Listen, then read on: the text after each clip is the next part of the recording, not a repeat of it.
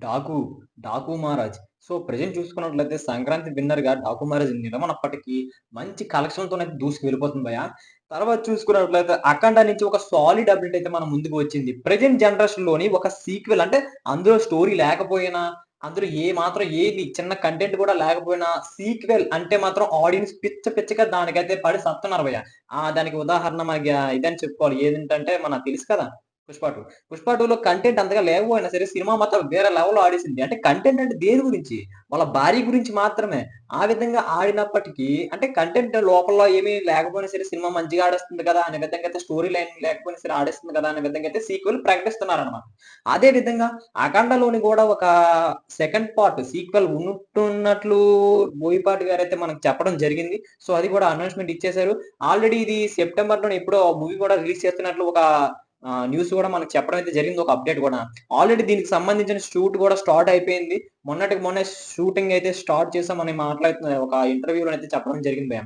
ఈ షూటు త్వరలోనే కంప్లీట్ చేస్తున్నాం. అదే విధంగా మిగతా మూవీలో ఎవరెవరు యాక్ట్ చేస్తున్నారో అన్న ఇన్ఫర్మేషన్ తొందరలోనే మీ అందరికి ఒక అప్డేట్ రూపంలో మీ ముందుకు తీసుకొస్తాం అనే విధంగా అయితే మాట్లాడుతున్నారు. సో, అఖండ ఫస్ట్‌లో చూసుకున్నట్లయితే సీక్వెల్ అకౌంట్ ఫస్ట్‌లో చూసుకున్నట్లయితే స్టోరీ‌లో సూపరుంటది.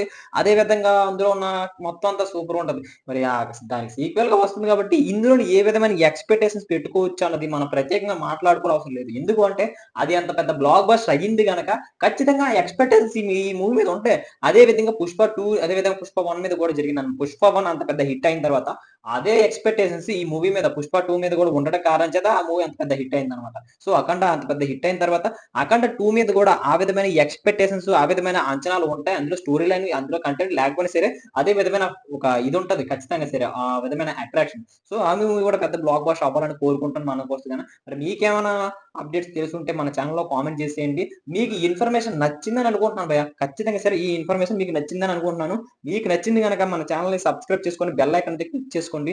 మళ్ళీ అంటే మనం పెట్టే మరిన్ని వీడియోస్ మీ వరకు చేరుకోవాలి అంటే ఖచ్చితంగా అలా చేయాల్సిందే.